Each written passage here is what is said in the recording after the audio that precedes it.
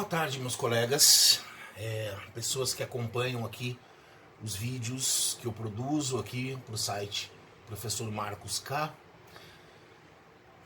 Se isso que foi mostrado nesse trecho anterior desse vídeo não chocou você, muito pouca coisa vai chocar.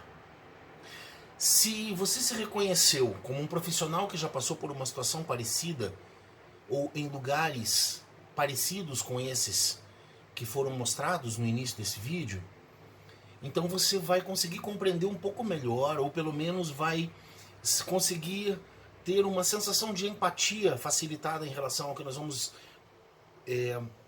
discutir nesse vídeo especificamente.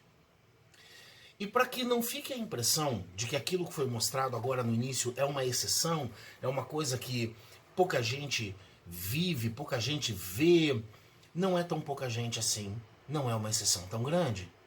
Eu tenho 50 anos de idade e tenho 33 anos de profissão. Meu primeiro registro em carteira profissional de professor é de março de 1987, quando eu tinha 16 para 17 anos, e fui contratado pela escola em que eu estudava, uma escola particular, e eu fazia o curso de magistério para dar aula de primeira a quarta série. E nesses anos todos eu passei pela iniciativa privada, pela rede pública, em todos os níveis, da educação infantil à pós-graduação. E digo a vocês que foi na educação fundamental que eu tive experiências semelhantes a essas que vocês viram agora há pouco. Eu trabalhei em uma escola aqui em Curitiba, que fica numa região de risco social e todo tipo de risco que você consiga imaginar. E durante o horário de trabalho nessa escola, a gente escutava uns barulhos metálicos, um pem, pem. E sabe o que era? Aqui em Curitiba, nós temos algumas bibliotecas que são anexas às escolas municipais, chamados faróis do saber. E esses faróis do saber costumavam ter um galo lá no topo, lá no alto, que funcionava assim como um indicador de pontos cardeais, né? Norte, sul, leste, oeste. E os barulhos que a gente ouvia eram pessoas ali da região, ali próximas à escola, em horário de funcionamento da escola, dando tiros no galo, fazendo do galo um alvo de tiro. Em uma outra escola, essa no período noturno, trabalhando com educação de jovens e adultos, nós tínhamos uma situação em que os estudantes chegavam pra gente e diziam: professor, hoje a gente só vai ficar até as 8 horas, tá? Aí nós vamos embora. E a gente perguntava por quê, que as atividades iriam até 9h30, 10 horas da noite. E eles diziam: porque avisaram a gente que vai ter guerra de gangues aqui nas ruas do entorno. E eles iam embora, não ficava ninguém. Ninguém. E acontecia a guerra de gangues. Então alguns professores, e eu não posso recriminá-los de maneira nenhuma, iam embora antes da hora, sem assinar o ponto, para não serem descontados. E alguns ainda ficavam na escola. Os que ficavam na escola, não foi poucas vezes que tiveram que se colocar embaixo de carteiras, embaixo de mesas, atrás de sofás, na hora que o tiroteio começava na rua, porque às vezes era exatamente na frente da escola. Fora o que acontecia dentro da escola. Tenho um familiar, que é professor de escolas do estado, e no primeiro dia de trabalho em uma escola a qual ele tinha sido destacado, né, na qual ele tinha sido lotado, como se diz na linguagem dos professores do estado,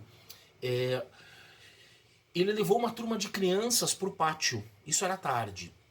Ele levou uma turma de crianças para o pátio para fazer uma atividade, e mal tinha ele chegado no pátio, uma mesa voou do segundo andar da escola para o pátio, quase atingindo crianças e a ele mesmo. Poderia ter causado uma sequela muito grave, se não até matado, dependendo de quem atingisse e de que forma atingisse. E os alunos que tinham atirado essa mesa do segundo andar estavam na janela dando risada e se divertindo muito com aquela mesa se estourando no chão completamente.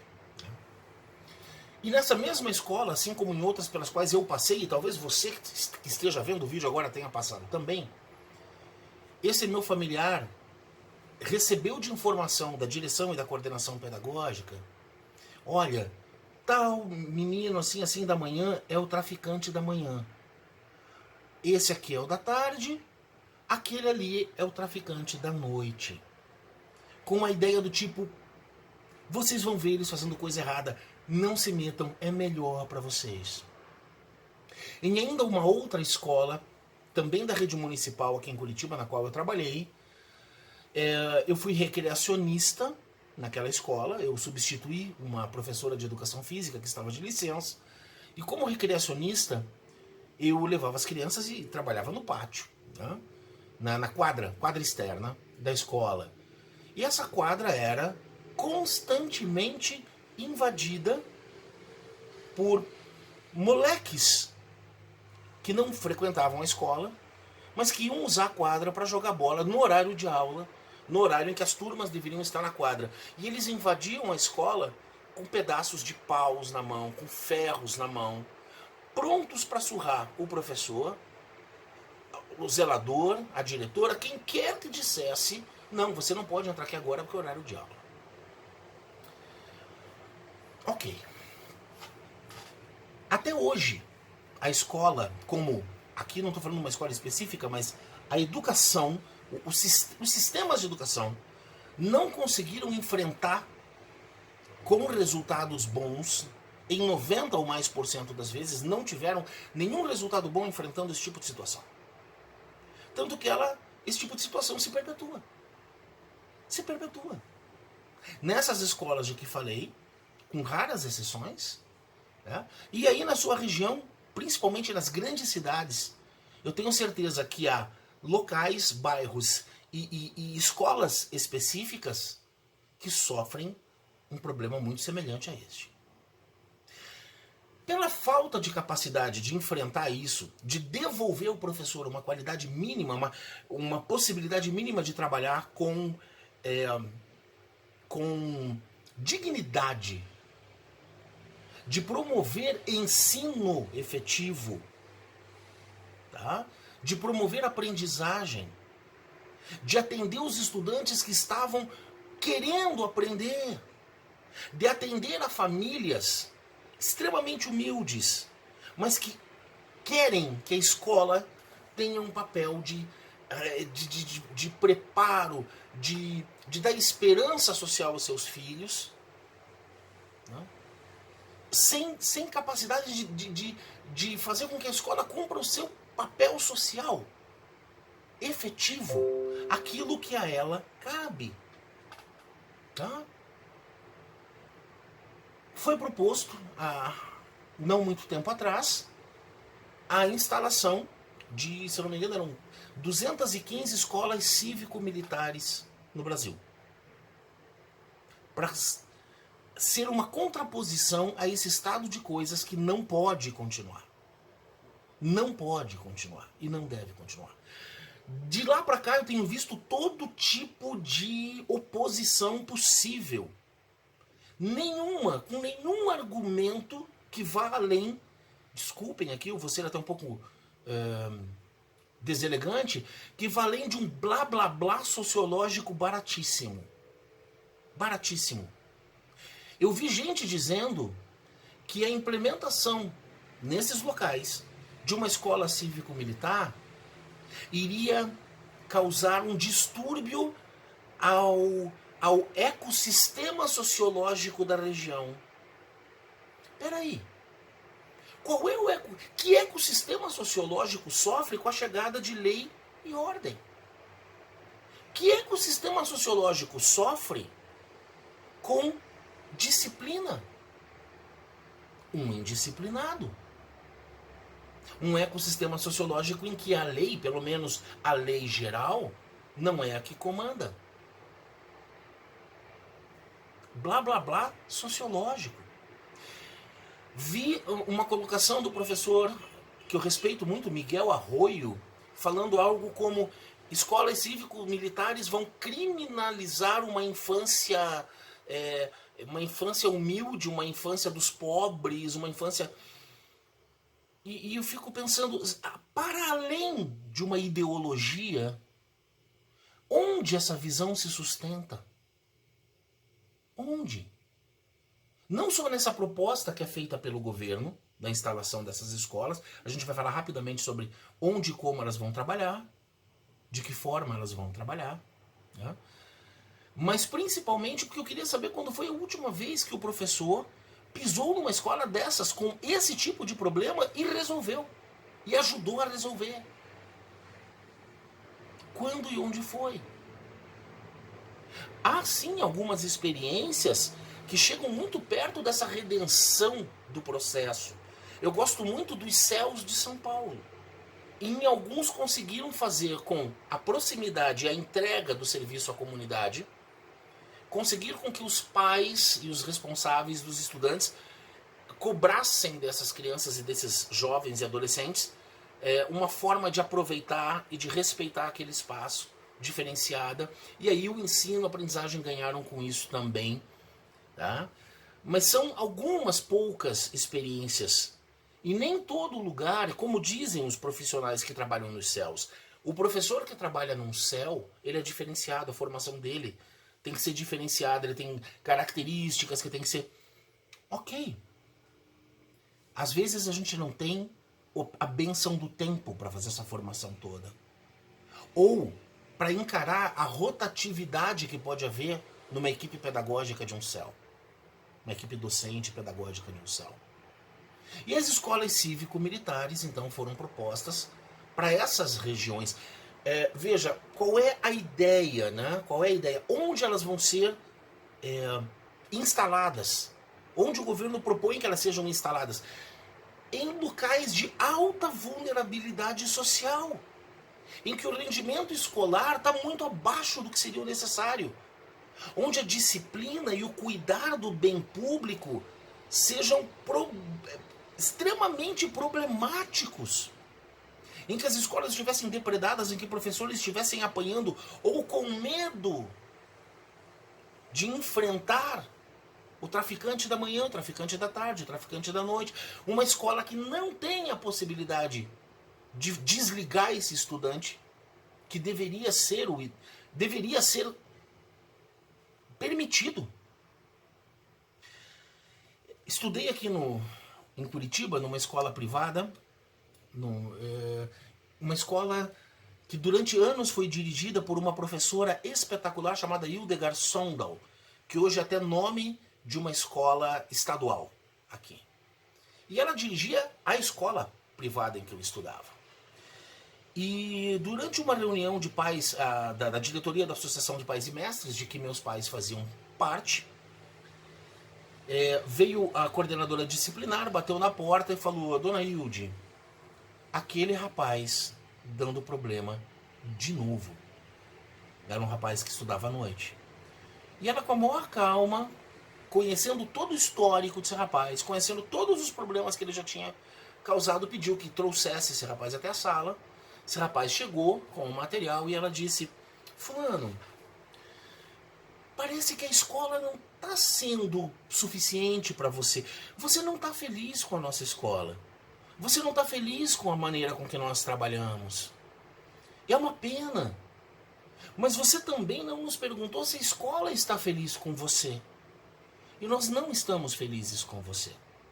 Então você volte à sua sala, apanhe seu material, venha até aqui, que eu já estou pedindo que a secretaria emita a sua declaração de transferência. Você vai escolher um lugar em que você vai ser feliz. Hoje isso é uma impossibilidade em escolas que têm um ambiente de trabalho insuportável para professores, diretores, né? Ali no meio. Então a ideia é que se privilegiem essas regiões de risco.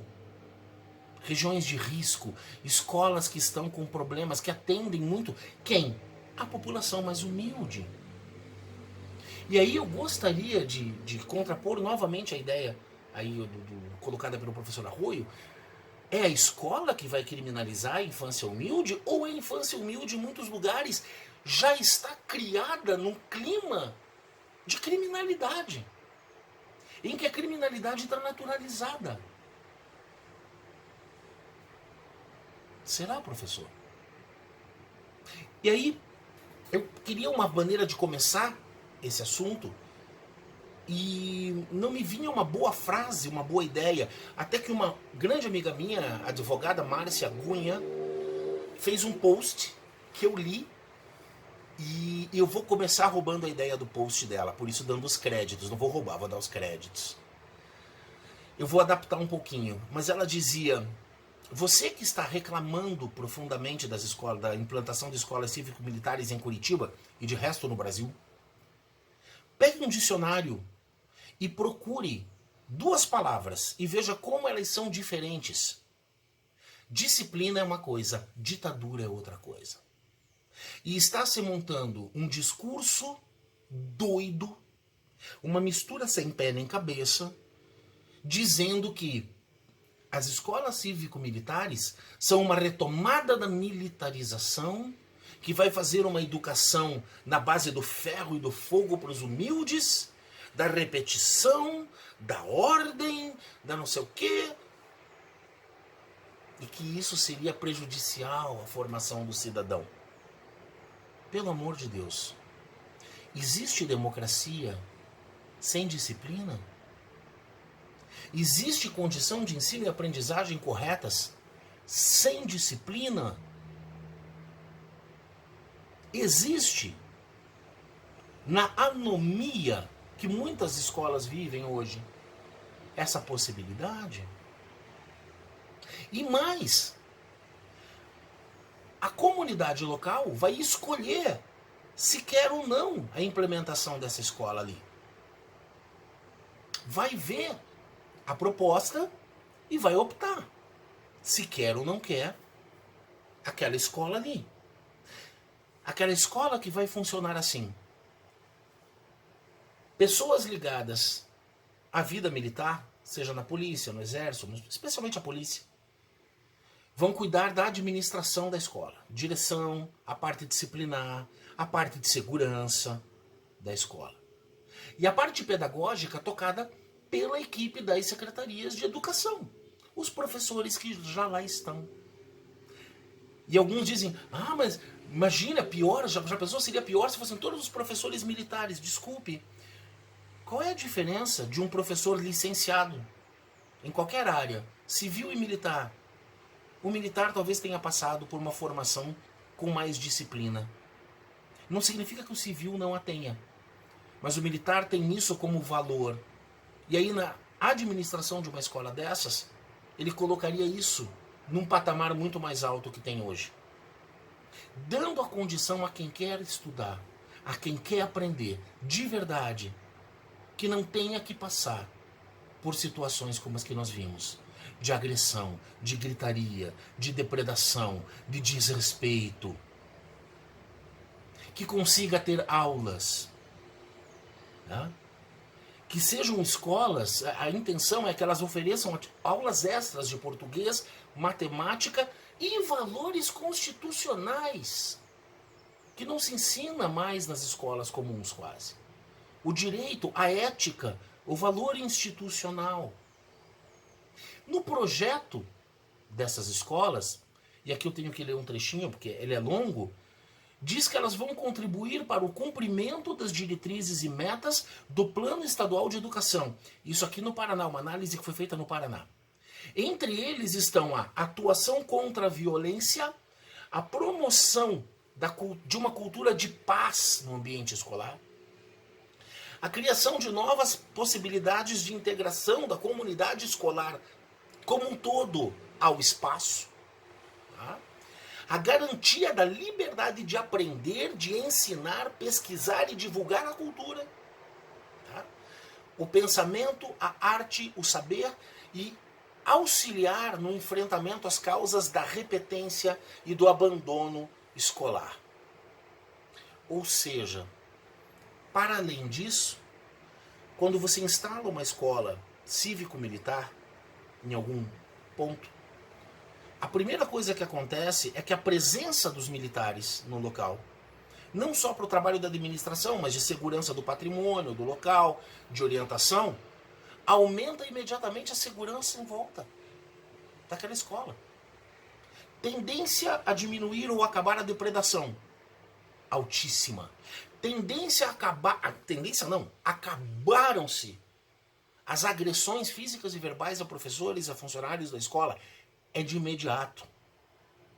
Porque uma escola dessas, pela administração compartilhada, né, tem a liberdade de estabelecer normas ou punições a serem cumpridas por pessoas que signifiquem um problema dentro da escola, por serem traficantes, por não terem interesse nenhum, por serem depredadores, etc. Quem não quer isto? Quem não quer isso? Pensa bem, que tipo de sociologia ou antropologia baseia uma visão que diz que essas escolas vão ser um mal para a comunidade? Que vão, como disse o professor Miguel, algo como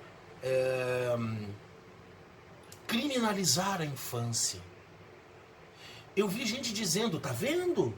Para você que é mais pobre, é marcha e continência. O rico vai ser ensinado a pensar, vai ser isso, aquilo, a ser crítico, a comandar. Peraí. Vocês conhecem egressos de colégios militares? Egressos que tiveram sucesso. Não aquele egresso que não se adaptou à disciplina, não aquele egresso que não gosta de disciplina, que não gosta de... Não. Né?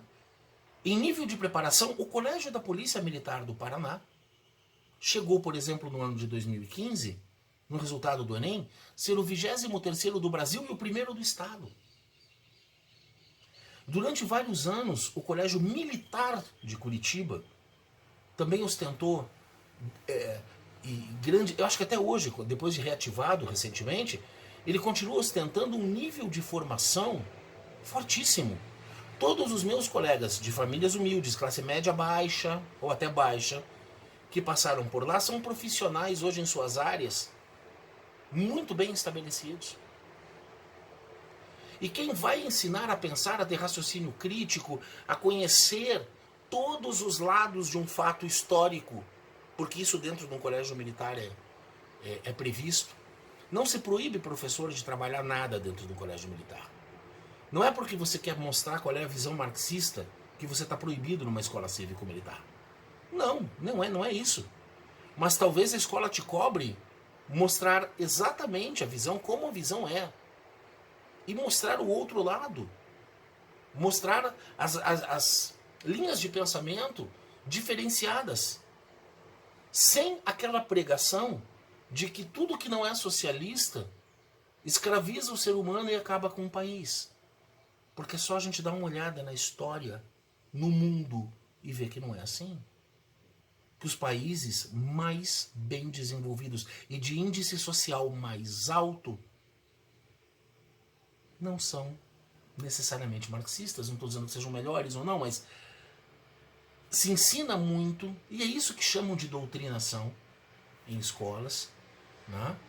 Não é o fato de falar, mas é o fato de não apontar o outro lado. De não tentar analisar os fatos. Houve que me dissesse também, mas uma escola cívico-militar não é uma instituição democrática. Eu digo, oi? Peraí, como não? Gente, disciplina é uma coisa, ditadura é outra. Não é porque é uma escola militar, ou dirigida, não é uma escola militar, é dirigida por militares. Com a infraestrutura e a disciplina garantida por eles. Para que não aconteçam coisas como aquelas que a gente mostrou e narrei no início desse vídeo. Para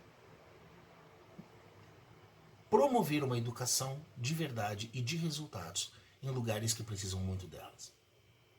Aí alguém me diz, Marcos, você está dizendo que as escolas cívico-militares são a única saída para a educação? Não, não são. Nós temos exemplos no mundo inteiro de escolas que entenderam a sua função social exata e se recuperaram de formas diferentes. A mais conhecida delas é a Escola da Ponte, em Portugal. Mas o processo de transformação da Escola da Ponte foi intenso, forte, deliberado e levou quase 40 anos. E já faz bem mais de 40 anos que essas escolas que estão com todos esses problemas sociais que a gente viu no início desse vídeo estão operando sob uma visão oposta praticamente ao que seria de uma escola cívico-militar. E deu resultado até agora? Conseguiram transformar? Conseguiram resolver? Se a pergunta de vocês fosse: Marcos, você matricularia suas filhas numa escola cívico-militar? A resposta é sim. Sim. Uma boa escola cívico-militar hoje compensa, ultrapassa na qualidade do serviço, ou no mínimo empata qualquer escola particular que você possa imaginar. Com o mesmo nível de bem-estar social e segurança que qualquer escola particular. Aí a pergunta é: devemos desrespeitar as pessoas que estão se mostrando contrárias à ideia? Não, não devemos. Mas devemos entender de onde e de que tipo de filosofia está vindo essa contraposição. De um erro de confundir administração de infraestrutura e disciplina com como uma ditadura, que não acontece. Não acontece nessas escolas. Basta você conversar com os bons egressos, que são a maioria dos egressos de todas elas. Né? Essa é uma. A segunda vem de uma sociologia daquelas pessoas que dizem que há uma lógica no assalto. Procurem essas frases aí que você vai encontrar, né? Que você vai encontrar. De uma sociologia, de uma antropologia que vem daquela visão de que a única forma de melhorar o mundo é destruir tudo que está posto e começar do zero uma outra coisa, que não há possibilidade de transformação. Vem de pessoas que têm uma visão de que a violência, como nós vimos no início desse vídeo, é a parteira da história. Procurem essas frases e você vai ver de onde vem grande parte da resistência. Respeito os meus colegas que pensam diferente de mim, respeito, mas digo uma coisa para vocês: os argumentos que estão sendo usados para que não haja, para que não se viabilize essas escolas para lugares que precisam muito delas nesse momento, todos os argumentos que estão sendo usados, todos os que eu vi até agora, nenhum se sustenta a 1 minuto de análise séria. Um abraço. E fiquem agora com a visão de algumas dessas escolas já implementadas aí pelo Brasil.